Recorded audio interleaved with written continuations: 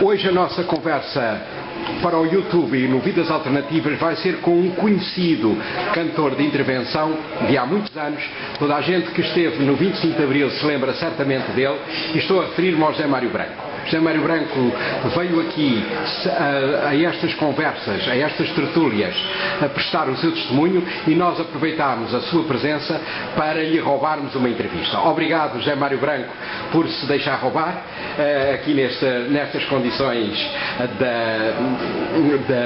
do café, e gostaria de lhe perguntar como é que você hoje vê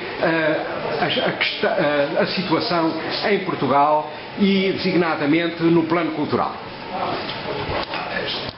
Está mal, mas isso já é um lugar comum dizer-se que está mal, não é? É um país que revela um grande atraso, mesmo em relação a outros países que têm regimes semelhantes.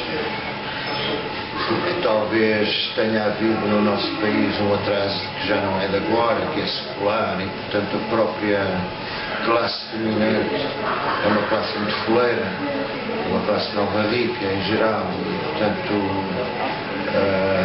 não dá a importância à cultura que outras classes dominantes podem ter dado a outros países mais industrializados mais cedo, e onde o capitalismo evoluiu mais cedo. Por isso aqui é tudo um país um bocado pimba, né?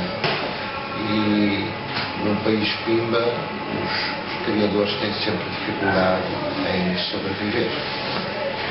Portanto, para si, pelo que eu lhe ouvi agora dizer, parece que o grande problema de fundo do nosso país é um problema cultural. Sim, se diz problema de fundo, ele é com certeza cultural. Sim. Embora na base disso estejam problemas históricos e do próprio desenvolvimento económico e social do país ao longo dos últimos 3 séculos. Sim, se nós formos ver, por exemplo, as conferências do Casino, já se referiam a esse atraso cultural.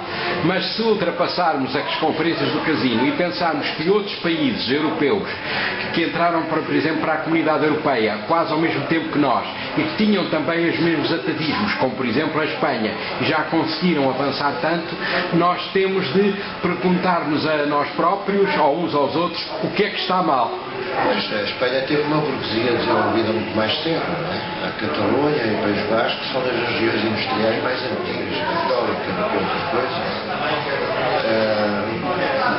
A Espanha teve um desenvolvimento económico muito mais cedo e muito mais forte do que Portugal. E parece que a burguesia portuguesa não teve a mesma clarividência que a burguesia espanhola? Ou é mais pequena, ou é mais frágil, ou mais dependente?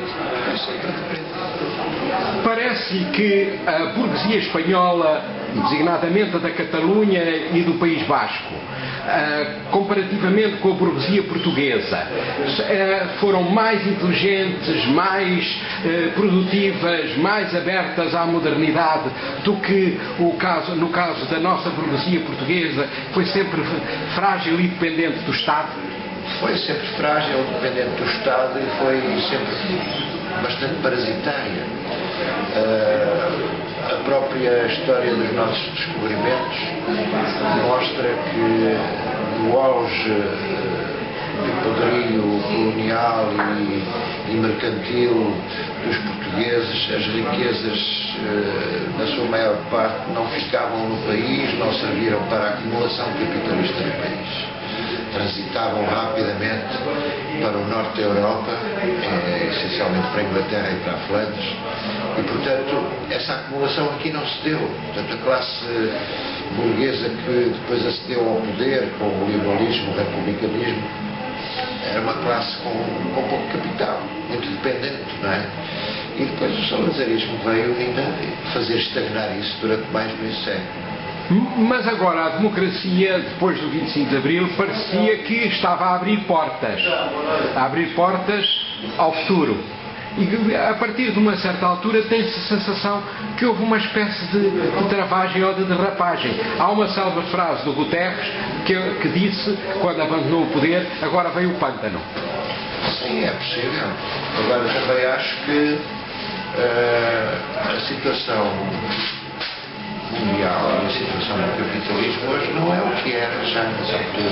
Tem sofrido uma evolução grande. Não há só uma globalização, há uma transnacionalização do capital. Portanto, qualquer país hoje em dia já tem muito pouca margem para traçar o seu caminho próprio. Isso que está a chamar a transnacionalização do capital é aquilo que, noutras palavras, outros dias chamam o capitalismo neoliberal, que é sem regras e que é fruto da queda do Muro de Berlim, quando se entrou numa sociedade unipolar, só com uma hegemonia política que foi a hegemonia estadunidense. Sim, traduz-se sobretudo numa transposição do poder político diretamente para as grandes empresas transnacionais e para o capital financeiro transnacional. Não lhe parece que o que está agora a acontecer abre novas portas e abre novas perspectivas que podem trazer mudanças importantes? De certa forma, o que eu diria que caiu o muro de Berlim. Obrigado, José Mário Branco, pelas suas palavras, e vamos continuar a conversar, sobretudo porque esta conversa tem pano para mangas, quanto mais não seja agora nos grelhados, na brasa. Obrigado, boa noite.